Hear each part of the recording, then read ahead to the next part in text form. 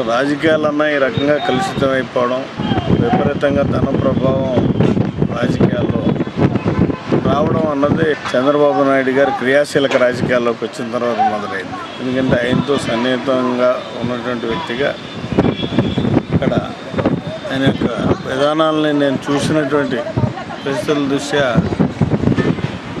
ఒక అనుభవంతో చెప్తున్నటువంటి విషయం. చూసినటువంటి పరిస్థితి ఎంత హేయంగా రాజకీయ నాయకులను అసహించుకుంటారు అనడానికి రేవంత్ రెడ్డి డైరెక్ట్గా ఒక రాజకీయ నాయకుడు ఇంకొక నాయకుడిని అతని స్థాయి నాయకుడిని కొనేటటువంటి ప్రయత్నం చేయడం, కొండం అన్నది చాలా ప్రజాస్వామ్యానికి ఇది ఒక గొడ్డలు పెట్టు ఉద్యమాల రాజకీయం అని కూడా చెప్పడానికి నేను వెనకాడదలుచుకోలేదు. ఇందులో ఖచ్చితంగా ఒక రేవంత్ రెడ్డి తప్పు చేసాడు అని చెప్పడానికి లేదు.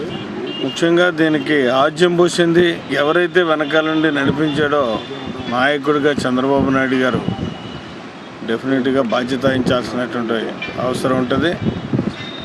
ఆయనలో ఏమాత్రం ఇప్పటికైనా సరే ప్రజాస్వామ్యం మీద నమ్మకం ఉన్నా,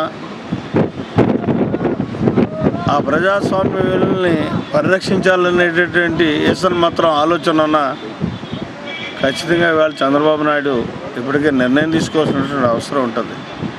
ఎందుకంటే ఆయన రాజీనామా చేయాలి.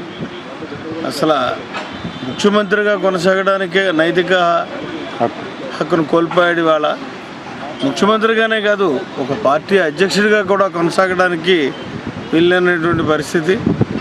ఖచ్చితంగా చాలా క్లియర్గా రేవంత్ రెడ్డి విజయాలు చూసిన పరిస్థితి చూసినట్టయితే మా నాయకుడి యొక్క ఆమోదంతో నేను ఇక్కడికి వచ్చాను.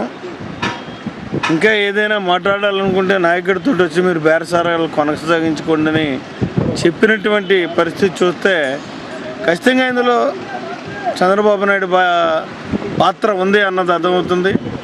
చంద్రబాబు నాయుడు గారు వాళ్ళు ఏమాత్రం ప్రజాస్వామ్య విలువను పరిరక్షించాలనుకున్నా సరే గౌరవం వేసని మాత్రం ఆయన ఉంటే స్వచ్ఛందంగానే ఆయన ఇటు ముఖ్యమంత్రిగాను అటు పార్టీ అధ్యక్షుడిగా కూడా రాజీనామా చేసి ఏదో ఒక మహతాశయంతో పెట్టినటువంటి తెలుగుదేశం పార్టీ ఆనాడు స్వర్గీయ నందమూరి తారక రామారావు గారు తప్పులన్నీ వాళ్ళు చేస్తూ వాళ్ళ ఓటర్లను కొనుక్కోవడం దగ్గర నుంచి శాసనసభ్యుల్ని కొనేటటువంటి ప్రక్రియకి వెళ్ళి ఒక నీచమైనటువంటి రాజకీయాల్ని, క్షుద్ర రాజకీయాల్ని ఆంధ్ర రాష్ట్రంలో ప్రవేశపెట్టినటువంటి ఘనత చంద్రబాబు నాయుడు